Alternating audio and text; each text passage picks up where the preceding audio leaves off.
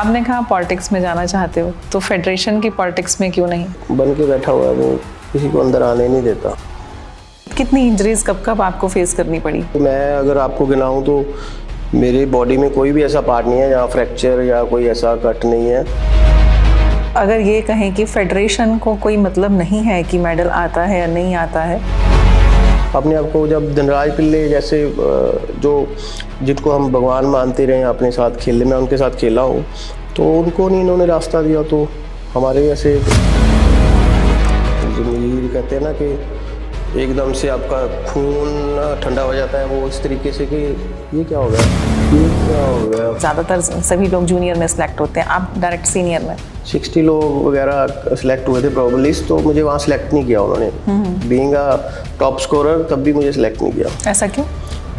ये तो फेडरेशन बता सकती है, मैं इसको जस्टिफाई नहीं कर सकता इस चीज़ को कि मैं खुद पूछ रहा हूँ अब तब से लेके अब तक कि क्या प्रॉब्लम रही। फेडरेशंस को बदला नहीं जा सकता, चैलेंजेस वो देते हैं प्लेयर को, तो अगर प्लेयर कोई आवाज़ उठाता है तो उसको बाहर कर दिया जाता है। मेरे साथ एक प्लेयर थे, उसके फादर की डेथ हो गई रास्ते में, मतलब वो पंजाब में डेथ हो गई, तो हम रास्ते में थे तब, उसको इंटीमेशन नहीं मिला, तो कोचेस ने या फेडरेशन ने उसको बोला कि आप कैसे ऐसे हो गया कि आपको जाना है, तो उसने मना कर दिया आने के लिए, तो बोला कि जो होना था वो हो गया, उसको भी नहीं रखा ओलंपिक्स में। मुझे ये कि हॉकी, मैं ये नहीं कहता कि हॉकी खेलो, मैं कहता हूँ कि खेलो, चाहे फुटबॉल खेलो, हॉकी खेलो, क्रिकेट खेलो, एटलीस्ट आप एक तो मेंटली बड़े स्ट्रांग हो जाते हो, डिसीजंस आप ले सकते हो। 16 और 24 के बीच में आपका आगे का फ्यूचर तय हो जाता है कि आप किस तरफ जाओगे।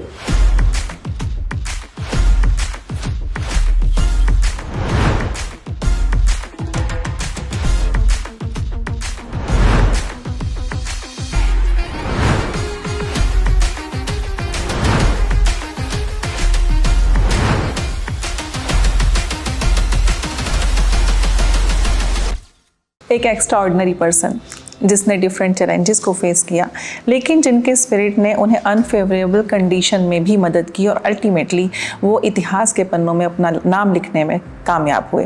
नमस्कार, मैं हूं प्रीति गोयल और आज हमारे साथ एक खास मेहमान हैं जिन्होंने 11 साल की उम्र में हॉकी के मैदान में कदम रखा, 16.5 साल की उम्र में नेशनल खेला और 20 साल की उम्र में अपना नाम विश्व के इतिहास के पन्नों में दर्ज कर लिया।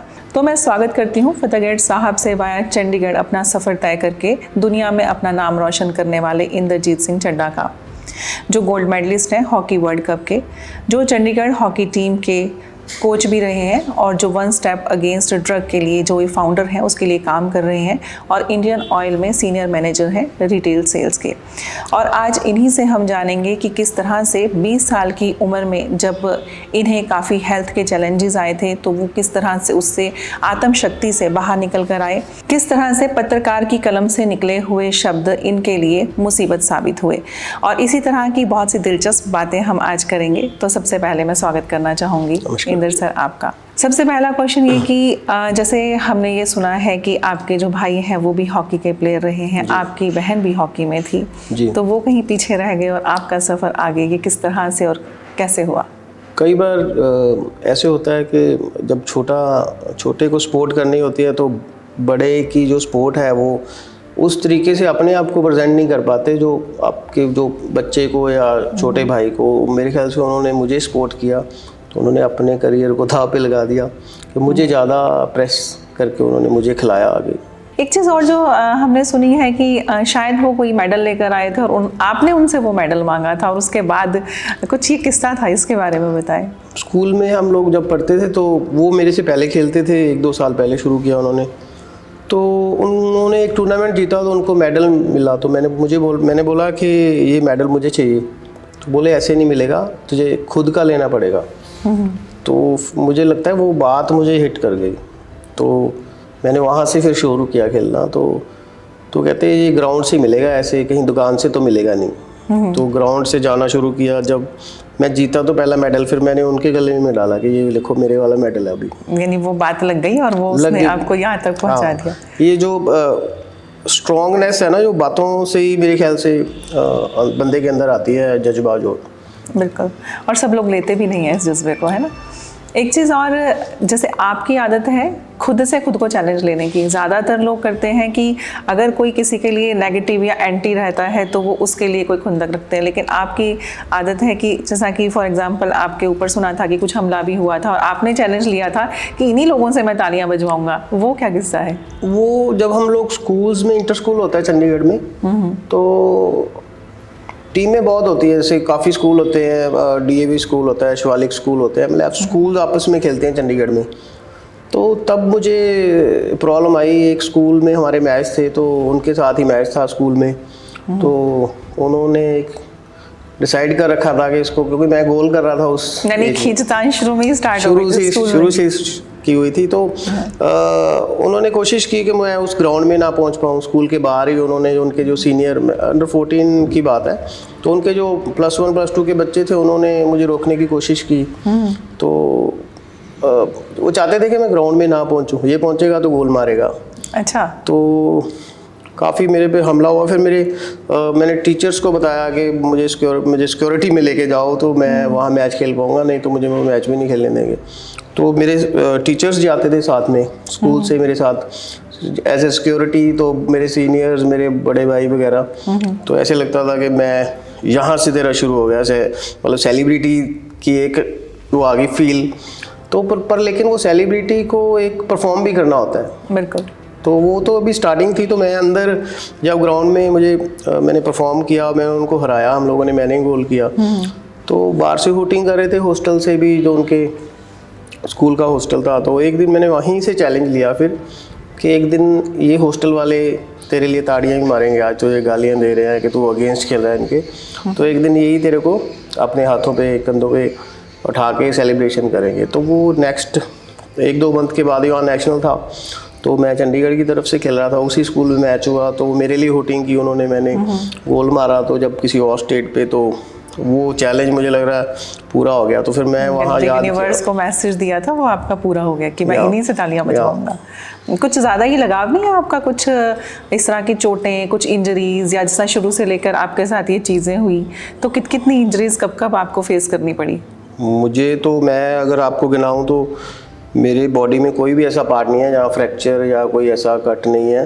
मतलब हॉकी प्लेयर सभी को इंजरी होती है, तो कई मेजर हो जाती है, रिकवरी जल्दी हो जाती है, किसी का थोड़ा टाइम लगता है। तो इंजरीज ने तो काफ़ी करियर में काफ़ी रुकावटें डाली हैं। साथ भी शायद उन्हीं उलझनों ने दिया आपका।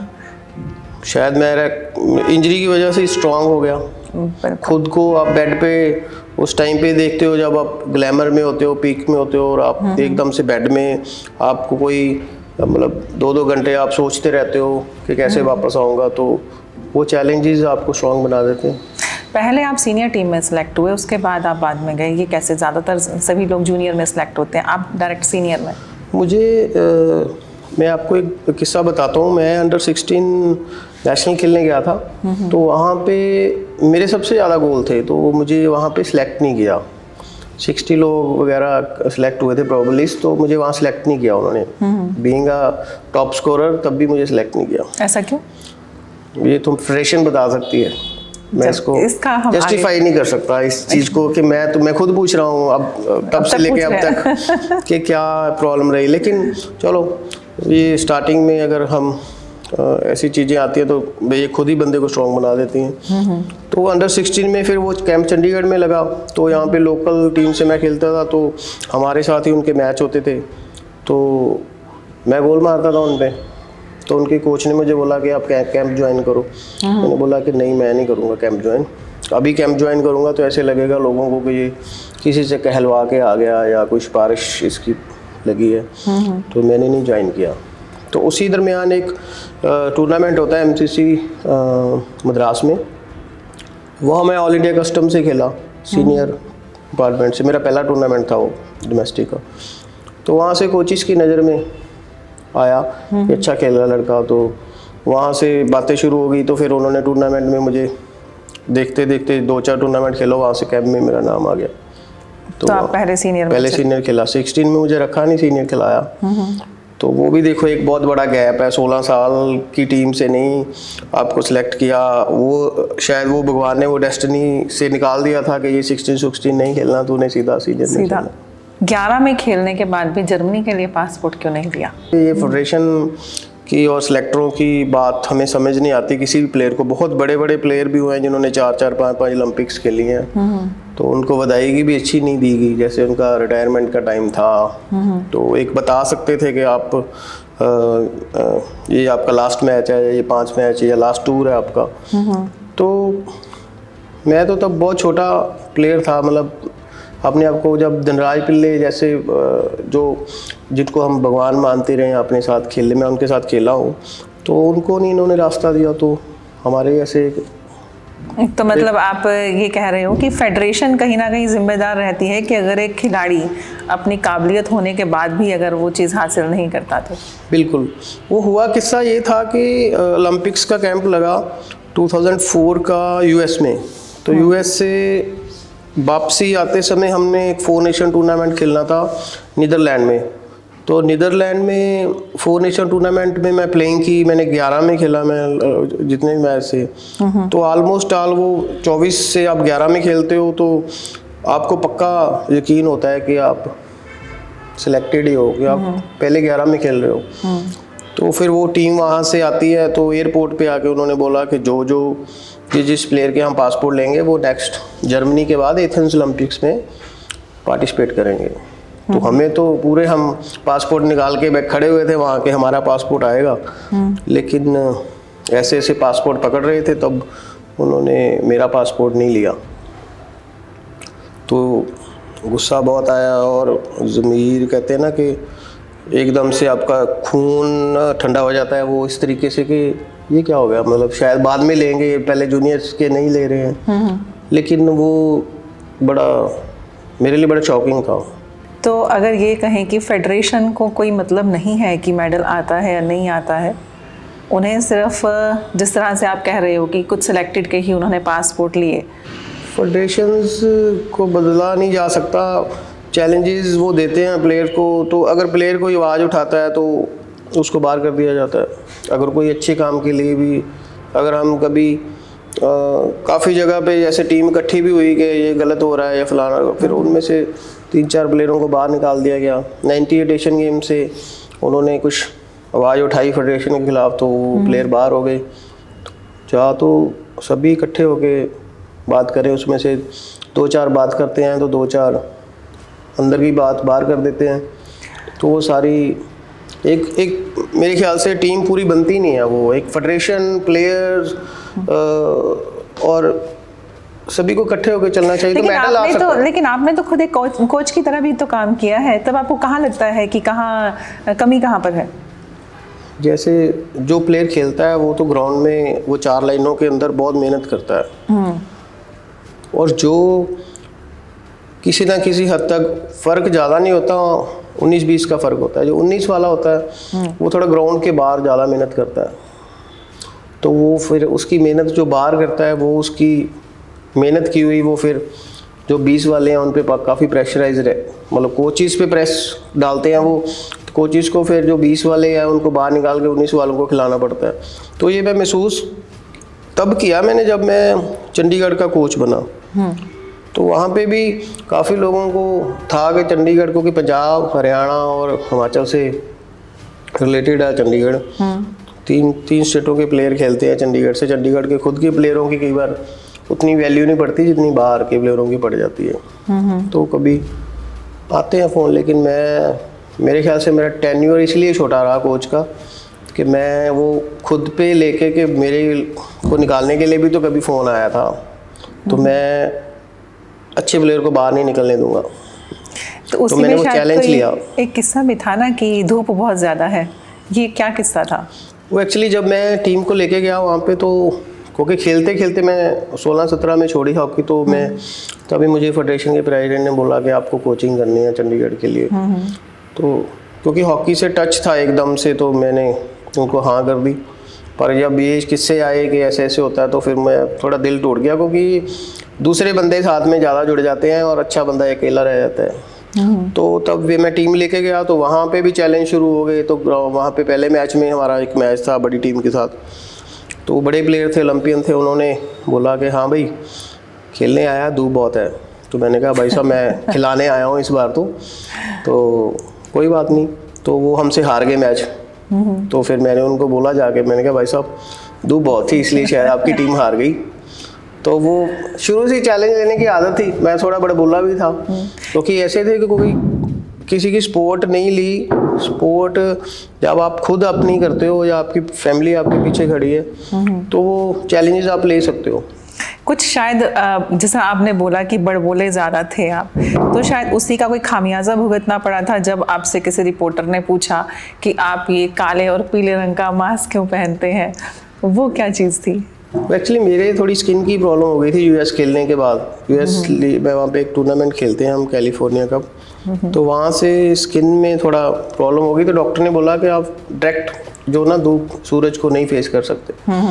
तो मैं दो चिदी में पड़ गया कि फिर खेलूंगा कैसे, सारे मैच तो धूप में होते हैं। तो उन्होंने फिर मुझे एक मास्क का बोला कि मास्क डाल के खेल लो आप, तो आपकी स्किन डायरेक्ट पे धूप नहीं पड़नी चाहिए। तो मैं इंडिया में खेलने आया, तो लुधियाना में मैच चल रहा था, तो मैंने गोल किया। तो प्रेस रिपोर्टर मेरे पास आया मैच के बाद, तो बोला कि आप ये मास्क डाल के खेल रहे हो, क्या सीन है इसका? तो मैंने बोला कि ये मैं इसलिए डालता हूँ। मैंने तो उसको हंसी मजाक में बात कर रहा था कि कोई सिलेक्टर ना देख ले मेरे को, दोबारा सिलेक्ट कर ले इंडिया टीम में। तो उसी ने वही बात उसने पेपर में नेक्स्ट डे, जब मेरे पापा का फ़ोन आया कि तू कैसे इंटरव्यू दे रहा है, तो मैंने कहा मैंने तो उसको जस्ट एक मजाक में बात बोली थी, लेकिन वो पेपर में आ गई, वो कटिंग भी है उसकी। कुछ आपके साथ कलम हमेशा भारी पड़ी है ना? अगर पत्रकार की कलम की ही बात करें तो वो क्या किस्सा था कि उसका खामियाजा इतना भुगतना पड़ा कि आपको लाइफ के ऊपर आपके बात आ गई? वो हाँ, वो एक किस्सा था कि हम ऑस्ट्रेलिया में एक मैच था हमारा, वो हम मैच हार गए अनफॉर्चुनेटली। तो ऑस्ट्रेलिया बेस्ट टीम है वर्ल्ड की, तो कभी हार कभी जीत तो होती रहती है स्पोर्ट्स में। तो वो एक सेलिब्रेशन जैसे फंक्शन हो रहा था मैच के बाद, टूर्नामेंट का लास्ट मैच था वो। तो प्राइज डिस्ट्रीब्यूशन के टाइम पे हम लोग 4-5 लोग यंग लड़के थे, तो कोई बात पे हम हंस पड़े। वो जनरली कोई बात थी, मतलब ऐसा कोई था नहीं का कि कोई किसी पे हंस रहे हैं, लेकिन वो उसने फ़ोटो खींच ली हमारी हंसते हुए, तो वो फ्रंट पेज पे आ गई। तो फ्रंट पेज पे उसने वो चीज़ इस तरह से उसने खबर पेश की कि हारने के बाद भी इनको मजाक सूझ रहे हैं। तो वो हमारे प्रेसिडेंट होते थे KPH गिल साहब, तो उनको फीडबैक मिली कि लड़के टफ़ नहीं हैं, तो इनको थोड़ा टफ़ बनाना चाहिए। तो वो पुलिस में थे, तो उन्होंने उसी तरीके से फिर जैसे ही हमारी टीम एयरपोर्ट से उतरी, हमें घर भी नहीं जाने दिया, सीधा वहाँ से मानेसर कमांडो ट्रेनिंग सेंटर है, तो वहाँ पे फिर हमारी ट्रेनिंग करवाई उन्होंने। तो क्योंकि बीइंग अ प्लेयर हम फिट तो होते हैं, लेकिन वो जो हडल्स वो क्रॉस करते हैं कमांडोज, जिसमें काफ़ी कमांडोज की डेथ भी हो जाती है, तो उन्होंने वो ट्रेनिंग भी हमें करवाई। तो जो आपकी ट्रेनिंग थी, जो आपको BSF के कैंप में भेजा गया, किस तरह की ट्रेनिंग थी और इतनी टफ किस तरह से? वो जैसे एयरपोर्ट से हमें वहाँ भेजा, तो हमें तो बिल्कुल भी अंदाज़ा भी नहीं था कि, हमें तो था कि ट्रेनिंग जैसे प्लेयर्स की होती है वैसे भगाएंगे या वैसे जो ट्रेनिंग वो करवाएंगे। लेकिन जैसे ही हमें उन्होंने हमें बैरक होते हैं उनके, एक बैरक्स में रखा दिया। हम कहते कि टीम आई है, तो हमने बोला अच्छा कोई गेस्ट हाउस होगा इनका, होटल टाइप। तो उन्होंने ऐसे 16 बेड लगे हुए थे मंजे टाइप, तो एक कूलर उस तरफ लगा हुआ था, एक कूलर इस तरफ लगा हुआ था, तो घड़े पड़े हुए थे पानी के। तो हमने बोला कि हमें बिस्लरी वगैरह बोतल तो दो, लेकिन वो उन्होंने बोला कि नहीं ऐसे ही, वो मतलब उन्होंने हमें बिल्कुल सिपाही की तरह ही ट्रीट किया। तो हमारे बीच में से कईयों ने बोला कि इंडिया टीम है, मतलब कहते कोई इंडिया टीम नहीं, आप हमारे यहाँ सिपाहियों की तरह ही रहेंगे। तो वैसे जैसे पुलिस का एक ऑफिसर एक उनको सिपाहियों को ऑर्डर देते हैं, उसी तरीके से हमें रखा उन्होंने 40-45 दिन। 40-45 दिन की ट्रेनिंग? हाँ, खाने के लिए भी जाना, तब भी लाइन में जाना 3-3 जैसे रंगरूट होते हैं वैसे। तो हम तो प्लेट और डिब्बा हाथ में लेके हम तो चलो वो प्लेयर छोटे एज के थे, वो हमने देखा वो जो अर्जुन अवार्ड, खेल रत्न सारे जिनको मिले हुए हैं वो भी हमारे साथ थे, तो हम तो कुछ शर्म थोड़ी कम होगी। हाँ, तो उन्होंने भी एक हम मोटिवेट किया, पिल्ले भाई साहब ने भी मोटिवेट किया कि टफ टाइम वो, क्योंकि हर दीवार पे वहाँ लिखा रहता था मुश्किल वक्त कमांडो सख्त, तो वो लाइन एक दिमाग में ऐसी घुस गई, अब भी इतनी क्लियर निकली है जुबान से, है ना, मुश्किल वक्त कमांडो सख्त, बस वो उनकी लाइन इतनी बार बोलते थे हर दीवार पे जहाँ से टर्न करना, मुश्किल वक्त कमांडो सख्त। तो वो वैसे वो लाइन ने हमें बहुत साथ दिया। टफ टाइम में मैच होते थे तो वो कोच के मुंह से भी वही बात निकलनी, प्लेयरों के मुंह से भी, वो हमारे अंदर ही घुस गए ब्लड के वो वर्ड। तो ट्रेनिंग ये थी कि रस्सों से इस तरफ से उस तरफ खाली बीच में, तो दीवार के ऊपर से यहाँ से जंप करके दूसरी तरफ दीवार पे खड़ा होना है, रस्सा चढ़ना है 26 फीट का, तो आग की वो आग लगाई हुई है, बीच में से पोल है, पोल के ऊपर से भागते हुए जाना है, अगर गिरो तो आग में जाओगे आप। तो एक ऐसे रूम बंद किए हुए, उसमें उन्होंने एक विस्फोटक धुआं सा कर दिया, तो उसके बीच में से दीवार को पकड़ पकड़ के जाना है। मुझे लगता था कि हॉकी छोड़ दी हमने, हम कमांडो बन जाएंगे, अब देश के काम आएंगे किसी जंग में, ऐसी फीलिंग आ गई मुझे। वहाँ से जो मैंने जो बारिश हुई एक दिन पहले, तो वो रस्से गिल्ले हो गए जिसको पकड़ के हम ऊपर चढ़ते थे, तो वो मुझे सीन बहुत बार मेरे वो जहन में आता है कि मैं रस्सा पकड़ के गया ऊपर, और जिसमें पैर फंसा के हमने दूसरी तरफ जाना था, वो जैसे ही मैंने एक हाथ में रस्सा ये पकड़ा और दूसरे को टर्न कर रहा था, तो ये हाथ से स्लिप कर गया, तो वहाँ से मैं नीचे गिरा। उन्होंने एक फॉर्मेलिटी के लिए वो सैंड थोड़ी सी एक दो तसला कहते हैं जिसको, वो रखा हुआ था, तो वो नीचे आके गिरा मैं। मतलब वो इतना ज़्यादा नहीं था कि मोटाई ज़्यादा नहीं थी कि आपको कवर अप कर पाए? हाँ, मुझे बाउंस नहीं मिला, मुझे वहाँ चोट लगी। उसके बाद मैं उठ के भी मैं दोबारा चढ़ के मैं दूसरी तरफ गया। बॉडी वार्म थी तो पता नहीं, बॉडी वार्म थी तो पता नहीं चला। तो होता ऐसे है कि हॉकी प्लेयर हैं जो उसमें आपको बैंड होके खेलना है ग्राउंड में, तो वो चोट लगी हुई थी, तो वो बैंड होके खेलते रहे वो 40-45 दिन। एक तो वैसे ही था कि यार कहीं ऐसा ना बोल दें कि ऐसा टफ चैलेंज दे दिया इनको भागने के लिए, ये फलाना कि ये भाग गया। तो एक वो अंदर से वो चीज़ भी मुझे थोड़ा थोड़ा पेन कभी होता था, तो आइसिंग कर लेते थे, डॉक्टर को दिखा देते थे, लेकिन वो अल्ट्रासाउंड या कुछ ऐसा उन्होंने रिकमेंड भी नहीं किया। तो उस इंजरी ने, मतलब इंजरी के बाद भी आप ट्रेनिंग करते रहे? क्योंकि तब एक यंग एज थी और वो इंजरी इतनी हुई भी नहीं थी, मतलब होगी अंदर लेकिन बाहर पता नहीं चला। तो उस इंजरी ने काफ़ी मतलब एक ऐसी स्टेज बना दी कि पैरालाइज होने का डर हो गया, तो बेड पे चला गया 1 साल 1.5 साल। 1 साल बेड पर? कितना टफ था वो टाइम, और क्या लगता था बेड पर लेटकर? कहते हैं जो इस तरह से, खास तौर पर अगर हम प्लेयर की बात करें या किसी जवान की बात करें, तो कुछ घंटे भी वो नहीं बैठ सकता, बट एक लंबा टाइम बेड पर होना। मेरे ख्याल से वो सभी की लाइफ में आता है, कभी ना कभी कोई टफ टाइम, प्लेयर्स के तो आता ही है। तो मुझे अपना पता है, मुझे पता और के भी बहुत आया, किसी को कोई मेजर इंजरी हो गई या किसी कोई कैंसर से या ट्यूमर से भी टफ टाइम किसी ने देखे हैं, तो वो समझ ही नहीं आती क्या सोचता बंदा। दोस्त से निकल कर कैसे आया, या फिर कैसा लगता था कि अब शायद खेल नहीं पाऊंगा कभी?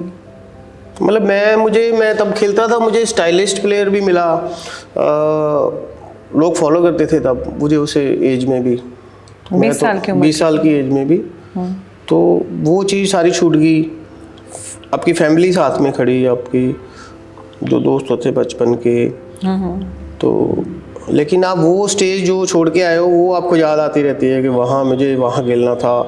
तब तो मैं एक मेजर टूर्नामेंट में ओलंपिक्स 2000 वाले कैंप में मैंने लगाया, वर्ल्ड कप खेल चुका था, गोल्ड मेडलिस्ट था। तो मेरे बेड पे भी बड़े मुझे न्यूज़पेपर में खबरें आती रहती थी कि ये ठीक हो रहा है, फलाना हो रहा है, ऐसे मतलब पता किसी को भी नहीं था इतना ज़्यादा कि अंदर क्या सोच रहा है, उसके अंदर क्या चल रहा है।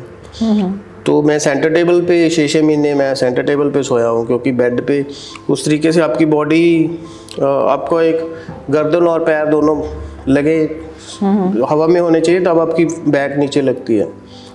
तो मदर ने बड़ा साथ दिया, पेरेंट्स ने, फैमिली ने।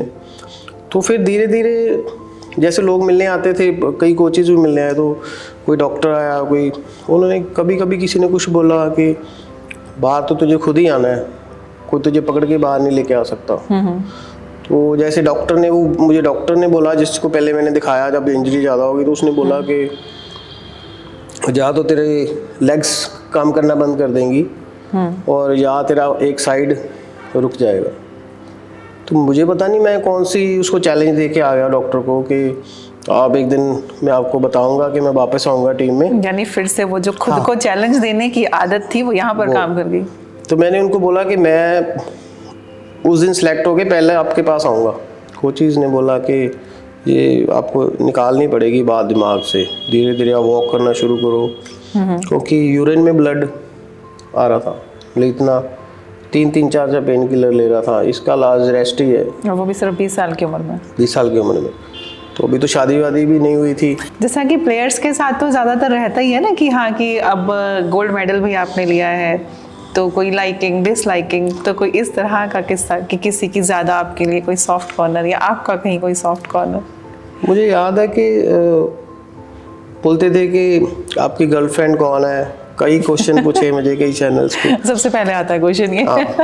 तो आप शादी कब कर रहे हैं? तो यही बोलते थे कि भाई, वो तब भी वही खुद के चैलेंज के साथ कि सिर नहीं उठाया जब तक इंडिया नहीं खेले, तो कोई ऐसा रास्ता ही नहीं था और कि कहीं और जाना है। तो एक लक्ष्य था कि पहले देश के लिए खेलना है, मतलब वो भी रास्ता मिल गया है। तो अगर इससे भटक गए तो फिर दोबारा तो ये जाने नहीं वाली, क्योंकि मुझे अभी भी लगता है 16 और 24 के बीच में आपका आगे का फ्यूचर तय हो जाता है कि आप किस तरफ जाओगे, अब जाओगे भी या नहीं जाओगे, सारा कुछ वहाँ लिखा है 16 और 24 के बीच में।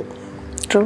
तो मैं उसी एज में था, 16.5 में मैं इंडिया खेला, तो वो एज चल रही थी।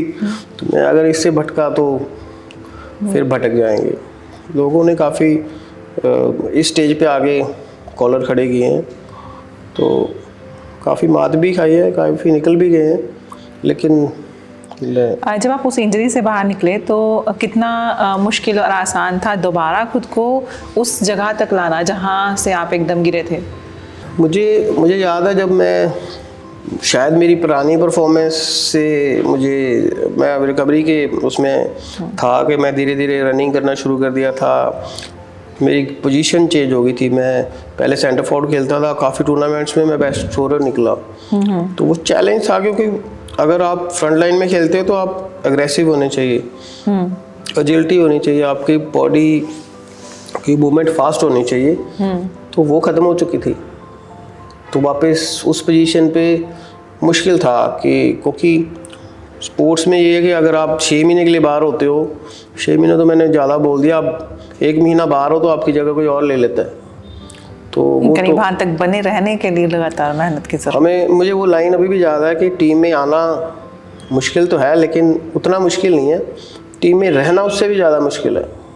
तो कौन मेंटर रहे, किसने आपका उस टाइम ज़्यादा साथ दिया कि वहाँ से उभर कर आने के लिए? कहते हैं ना किसी के पीछे कोई ना कोई पावर या कोई मेंटर कोई रहता है। उस समय वहाँ से उस स्टेज से दोबारा ऊपर तक लाने में किसकी सहभागिता ज़्यादा रही? मेरी मदर। कभी मैं टीम से बाहर होता था तो बोलते थे, मैं बोलता था मम्मा टीम से बाहर हो गया, तो बोलते थे कि कभी तूने भी तो किसी को टीम से बाहर किया था। तो हुआ क्या कि विदाउट एनी टूर्नामेंट खेले उन्होंने मुझे ओलंपिक्स के 22 लोगों में सिलेक्ट किया आफ्टर इंजरी। तो वैसे तो बोलेंगे मैं फेडरेशन के खिलाफ बोलता रहता हूँ, लेकिन कभी कभी अच्छा भी बोल देता हूँ, तो शायद कभी याद आ गया अच्छा टाइम। तो 22 में गया, तो चैलेंज था ओलंपिक्स का कैंप, कोई छोटी बात तो नहीं होती, सभी पीक में होते हैं। तो लेकिन पोजीशन मैटर्स करती थी, और मैं खेलता भी उस पोजीशन पे था जहाँ पे धनराज पिल्ले जी खेलते थे। तो मुझे याद है, मैं एक बात बताता हूँ आपको, जब मैं 16 साल का टीम में आया तो यहाँ पे एशियन गेम्स का कैंप लगा हुआ था, तो उन्होंने मुझे बोला कि हम लोग वो प्रैक्टिस करते थे, जैसे वो बाहर जाते थे ग्राउंड से कुछ डाइट वगैरह लेने के लिए या थोड़ा रेस्ट के लिए, तो हम लोग ग्राउंड में घुस जाते थे खेलने के लिए। तो धनाज पिल्ले जी ने मुझे देखा खेलते हुए, मेरे भी थोड़े लंबे बाल थे, मैं उनको देख के मतलब काफ़ी उनके स्टाइल को फॉलो करता। हीरो था यानी आप? या तो वो बोलते थे कि उनका तरीका था ना, क्योंकि महाराष्ट्र थे, अब ओए इधर आ। तो मैं गया, मैं शायद गुस्से होंगे मुझे, तो बोले कि तू अच्छा खेलता है यार, तो मेरे रूम में आना, मेरे से स्टिक लेके जाना। अच्छा। तो उन्होंने मुझे अपनी स्टिक भी दी, तो मेरे लिए तो बहुत बड़ी बात थी। तो उन्होंने बोला कि तू एक दिन इंडिया खेलेगा। तो मेरे साथ के प्लेयर कोचेस ने भी सुना, तो वो मुझे वो तो उसको तेरे को बोल के गया वो इंडिया खेलेगा, इसका मतलब उसकी इतने ओलंपिक्स वर्ल्ड कप खेला है, उसकी कोई नज़र तेरे पे पड़ गई, कोई भगवान की वर्डिंग है, वो तो खेलेगा एक दिन इंडिया। तो नेक्स्ट ईयर ही मैं सेलेक्ट हुआ इंडिया टीम के लिए। तो फिर उनकी जुबान भगवान की जुबान बन गई। तो मैंने भाई साहब बोले मुझे, जब मैं टीम में सेलेक्ट हुआ वहाँ पे, तो बोले कि मैंने तुझे बोला था कि इंडिया खेलेगा, लेकिन इतनी जल्दी खेलेगा ये तो बोला सच होगी बात। ये कहीं सुनने में आया था, शायद आप ही के मुंह से कहीं सुना गया था कि टीम में जब भी किसी को निकालने की बात आती थी तो ठीक है जी पंजाब से ज़्यादा है, अगर एक से कम हो जाएगा तो क्या फ़र्क पड़ेगा, है ना? वो ऐसे है कि पंजाब ने हमेशा डोमिनेट किया हॉकी में। तो उसमें ये होता था कि अगर एक टीम में, जैसे हम वर्ल्ड कप खेले तो उसमें 16 में से 10 लोग पंजाब के थे। तो कहीं ना कहीं वो एक, जैसे रेसलिंग में या बॉक्सिंग में हरियाणा आगे रहता है, वो एरिया वाइज ना, लेकिन पंजाब में तो हॉकी पहले ही, हमारे से पहले भी 8-9 लोग खेलते रहे हैं। तो ऐसा होता था कि साउथ के, वेस्ट के या ऐसे टीम बनती है तो सभी को रखा जाता है। तो हम जैसे ही देखते थे कि 10 प्लेयर पंजाब के हैं, तो उसमें से एक अगर निकाल भी देंगे तो 9 रह जाएंगे। तो वो बारी हमारी आती थी। आप ये भी बोलते थे कि जैसा आपने बोला था, बड़ बोले बहुत हो, है ना, कि पेंसिल बड़ी है, अब मैं नहीं जाऊंगा, है ना? क्या था वो मामला? वो लास्ट कैंप था, मुझे याद है, जब मैंने छोड़ा, बड़ा मुश्किल डिसीजन था। मुझे बुलाया गया था खुद ऑन रिक्वेस्ट कि आपको खेलना है दोबारा। मैं एक बार छोड़ दिया था कि मैं नहीं आऊँगा, क्योंकि कोई स्टेबिलिटी नहीं थी, 2 टीमें बना दी, कभी ये कर दिया, मैं तंग आ चुका था इस चीज़ से। तो मुझे एशिया कप में बुलाया कोच ने, तो मैंने बोला कि आप वैसे ही करोगे जो पहले होगा। नहीं ऐसा नहीं होगा, मैं आपको शॉट ही देता हूँ कि आप टीम में होंगे। मैं अच्छा खेल रहा था तब, जब मैंने छोड़ा तब भी। उन्होंने मुझे 40 दिन का कैंप लगाया, 40 दिन के कैंप के बाद टीम के लिए नाम भेजा उन्होंने मेरा। मैं ये नहीं बोल रहा कि उन्होंने नहीं भेजा। तो वो कहते हैं कि वो टीम में भेजते थे, उधर से पेंसिल के साथ नाम कट करके आ जाता था। तो फिर आके बोलते थे मुझे कि यार उधर से कट कर दिया तेरा नाम। तो वो कहते देख मैं दोबारा भेज रहा हूँ। तो क्योंकि बीइंग अ सीनियर प्लेयर तो डिस्कस होता ही है कि कौन जा रहा है कौन नहीं जा रहा जी। तो उन्होंने फिर दोबारा भेजा, तो उन्होंने फिर दोबारा काट दिया नाम। तो मैंने उनको बोला कि मैंने सीधा बोला उनको, टीम तो लग बात है, मैंने बोला मुझे आप नेक्स्ट कैंप में मत बुलाना। उन्होंने बोला क्यों? मैंने बोला कि पेंसिल इतनी बड़ी होती है कि ये घिसते घिसते इसको 5-7 साल लग जाने हैं, तो आप मेरे को घिसा दोगे 40 दिन का कैंप लगा के। तो फिर मैं वहाँ छोड़ के आ गया। रिग्रेट है किसी चीज़ का ज़िंदगी में? रिग्रेट ओलंपिक्स में नहीं न खेलने का रिग्रेट है, क्योंकि जब मैं देखता हूँ कि हमारे साथ के जो वर्ल्ड कप खेले हैं उसमें से जब मैं कई बार लिस्ट निकालता हूँ तो बहुत लोग नहीं खेले ओलंपिक्स जो डिजर्विंग थे। मेरे साथ एक प्लेयर थे, उसके जब हम आपको बताया अमेरिका से वापस आए नीदरलैंड, तो उसके फादर की डेथ हो गई रास्ते में, मतलब वो पंजाब में डेथ हो गई, तो हम रास्ते में थे तब, उसको इंटीमेशन नहीं मिला। तो कोचेस ने या फेडरेशन ने उसको बोला कि आप कैसे ऐसे हो गया कि आपको जाना है। तो उसने मना कर दिया आने के लिए, फादर की क्रीमेशन के लिए। तो बोला कि जो होना था वो हो गया। वो चाहते थे कि मैं ओलंपिक्स में खेलूं, तो वो नहीं आया क्रीमेशन पे। तो टीम में था वो, वही 11 में वो भी खेल रहा था, तो उसको भी नहीं रखा ओलंपिक्स में। उसके हमारे नाम की टी-शर्ट भी बनी। मुझे तो वो यहीं छोड़ गए थे, जर्मन जाते थे, उसको जर्मन लेके गए, एक स्टेप मेरे बाद उसको निकाला टीम से। तो काफ़ी लोगों के साथ ऐसे हुए। तो फिर वो मेरे वाला दर्द छोटा हो जाता है जब ऐसे दर्द लोगों को, कि उन्होंने इतना बड़ा सेक्रीफाइस किया और उसके बावजूद वो ओलंपिक डिजर्विंग था वो। तो शायद यही कहीं वजह तो नहीं है, जैसे अब आप हॉकी में गोल्ड मेडल भी लेकर आए हैं ना, वर्ल्ड कप आपने जीता। सबको क्रिकेट का पता होता है कि क्रिकेट ने वर्ल्ड कप कब जीता, इंडिया ने क्रिकेट में वर्ल्ड कप कब जीता, बट हॉकी का नहीं पता होता। तो क्या यही वजह आप इसको समझते हैं, कुछ और?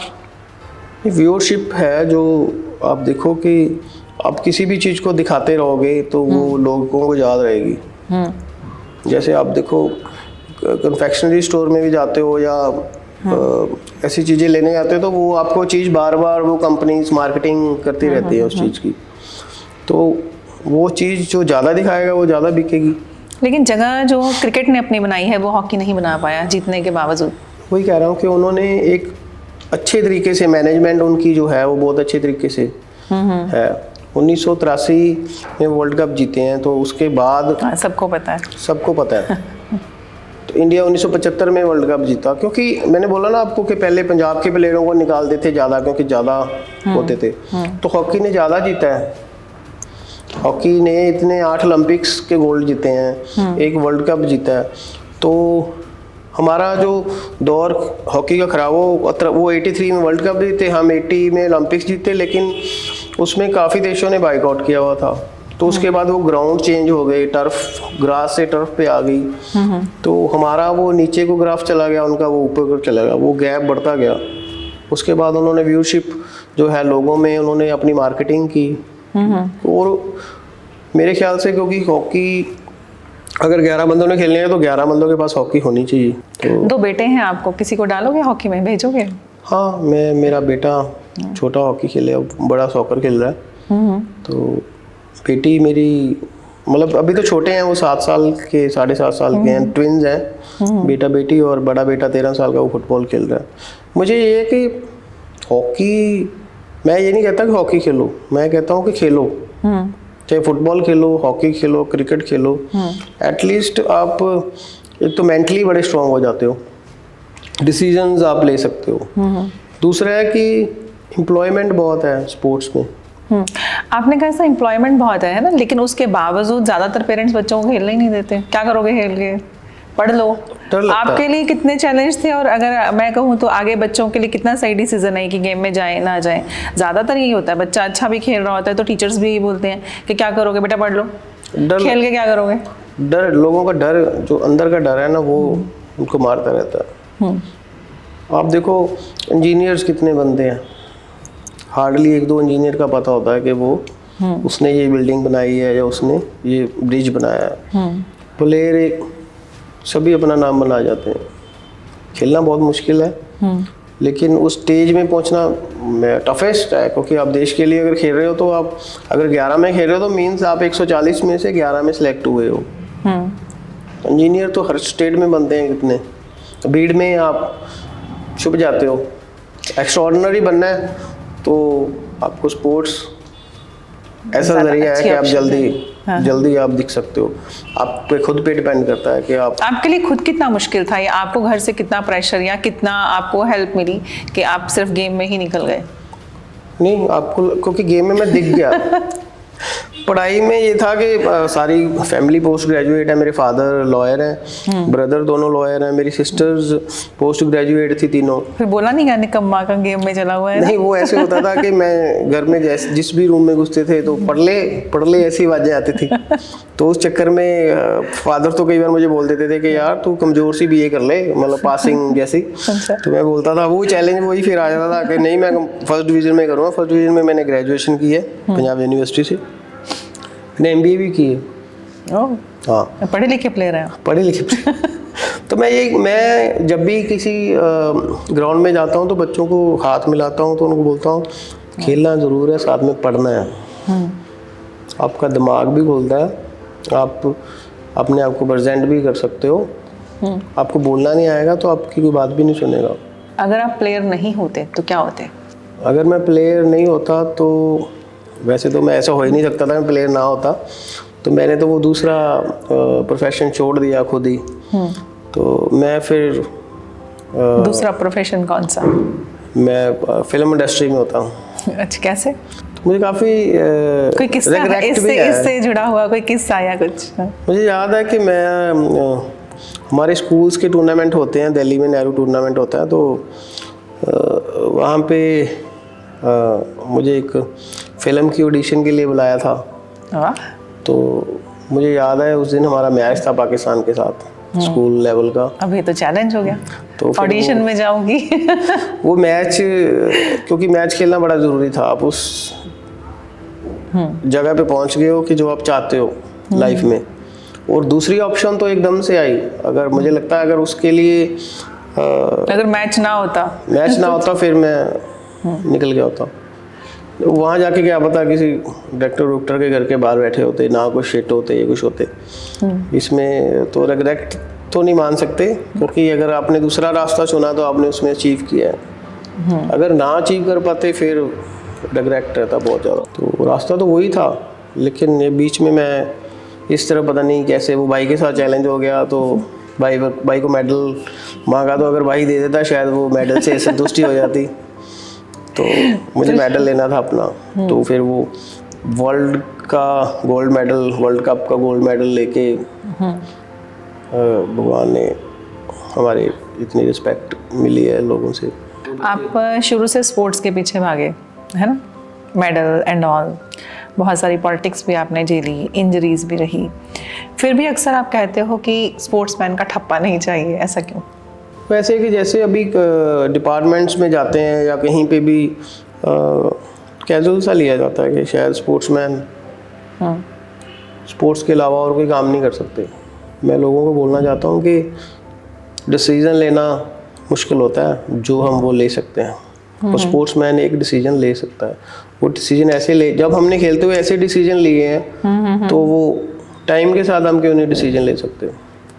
तो मैं एक चैलेंज के साथ जॉब कर रहा हूँ कि मैं कर सकता हूँ। तो वो जब बोलते हैं कि हमारे स्पोर्ट्समैन है वो, तो मुझे लगता है कि पहले मुझे स्पोर्ट्समैन कहलवाना अच्छा लगता था, तब ये हटाना मुझे अच्छा लगेगा। कि भविष्य में खुद को कहाँ देखते हो?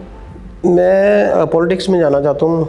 आपने कहा पॉलिटिक्स में जाना चाहते हो, तो फेडरेशन की पॉलिटिक्स में क्यों नहीं? गंदगी तो वहाँ भी है, वहाँ भी साफ कर सकते हो। अगर वहाँ की साफ करोगे तो ज़्यादा बेहतर नहीं है स्टूडेंट्स, जितने भी प्लेयर्स हैं उनके लिए? मुझे लगता है वहाँ पे जो एक ग्रुप बन के बैठा हुआ है वो किसी को अंदर आने नहीं देता। बट वो तो सभी जगह है। लोगों के द्वारा चुना जाऊँगा तो बेहतर है कि लोगों की आवाज़ बन के वहाँ पहुँचूँगा, फिर वहाँ से मतलब लंबा रास्ता चूज करें, जाना वही है, सफाई वहीं की करनी है। सफाई तो देखो, हम लोग बोलते हैं कि लोग बोलते हैं कि पॉलिटिक्स बहुत है। जितनी स्पोर्ट्स में पॉलिटिक्स है वहाँ इतनी पॉलिटिक्स में भी पॉलिटिक्स नहीं। तो हम वहाँ उससे चोट खाए हुए हैं, वहाँ पे लड़े हैं लोगों से, तो हक के लिए लड़े हैं। तो फिर अब क्यों ना लड़े, लोगों के लिए क्यों ना लड़े। लोगों ने, सोसाइटी ने मुझे बनाया है, तो सोसाइटी के लिए क्यों ना करूँ कुछ। मैं चाहता हूँ वहाँ ग्राउंड बने, गांव में ग्राउंड हो। अभी भी वही कल्चर है, गांव में 5-6 बजे के बाद लड़कियां बाहर नहीं निकलती। शहरों की तरह तो नहीं है। मैं चाहता हूँ कि वो अगर आपका खुद का गांव का ग्राउंड है तो आप अपने गांव के लड़कों के साथ क्यों नहीं खेल सकती वहाँ पे। हैप्पीएस्ट मोमेंट लाइफ का जिसको बार बार जीना चाहोगे? मैं ग्राउंड में ही, मुझे ग्राउंड, अगर ग्राउंड में मुझे दोबारा लाइफ मिले तो मैं फिर बोलूँगा कि मुझे वो इसी 16 साल में लेके जाए और मैं दोबारा खेलूँ चैलेंज लेके। तो वो चाहता हूँ दोबारा चाहता हूँ कि जब अभी ओलंपिक्स के मैच चलते हैं या वर्ल्ड कप के मैच चलते हैं तो खेलूँ। कुछ गलतियाँ करी हैं? बहुत गलतियाँ हुई हैं। अगर हम खुद नहीं गलतियाँ मानते तो फिर हम आगे भी नहीं बढ़ सकते। गलतियाँ की हैं, गलतियों को सुधारा भी खुद ही है। मैसेज क्या देना चाहोगे? खुद पे विश्वास रखो और कुछ भी कर सकता है बंदा। हर एक चीज़ बंदे ने की है, कंप्यूटर भी बंदे ने बनाया, रॉबोट भी उसने ही बनाया, लेकिन बोलो उसी से डर रहे हैं हम। खुद को हम इतना कमज़ोर कर रहे हैं कि सारी चीज़ें मशीनों पे डाल दी हमने, खुद हम कर नहीं रहे कुछ भी। तो जब सारा कुछ हमने बनाया तो फिर हम क्यों पीछे हट रहे हैं। तो चैलेंज लो आप खुद लाइफ में। लोग तो 1 घंटा नहीं निकालते अपने लिए, पैसे पैसे के पीछे घूम रहे हैं, पैसा तो खुद ही आ जाएगा। मेरे ख्याल से पैसा जिसके पास है वो सुकून ढूंढ रहा है, जिसके पास सुकून है वो पैसा ढूंढ रहा है। तो वो चैलेंज आपको ही लेना है। भागोगे, मैंने कई लड़कों को सुना है कि मतलब शादी कब कर रहे हो, शादी नहीं करनी, तो वो चैलेंज से भागते हैं। शादी चैलेंज है? चैलेंज उनको लगता है ना जो कहते हैं नहीं करनी, हमने तो कर ली। हमने वो चैलेंज ले लिया। तो यही है कि चैलेंज एक्सेप्ट करो, चैलेंज अपने से बात करो। मैं अभी बेटे को भी बोलता हूँ कि जब तक खुद से बात नहीं करेगा, खुद को चैंपियन नहीं मानेगा, तो कोई तेरे को चैंपियन नहीं मानेगा। थैंक्स इंदर, आप यहाँ पर आए और आपने अपना जो एक्सपीरियंस है वो भी शेयर किया और बहुत सारी चीज़ें आपने अच्छी बताई भी, कुछ हमने भी सीखी और उम्मीद है हमारी ऑडियंस भी सीखेगी। और इसी शुभकामना के साथ कि जो भी आपने आगे चैलेंज लिए हैं या आप राजनीति में जाना चाहते हैं या जो भी आप सोसाइटी के लिए करना चाहते हैं उसमें आपको सफलता मिले, इसी शुभकामना के साथ। धन्यवाद। धन्यवाद।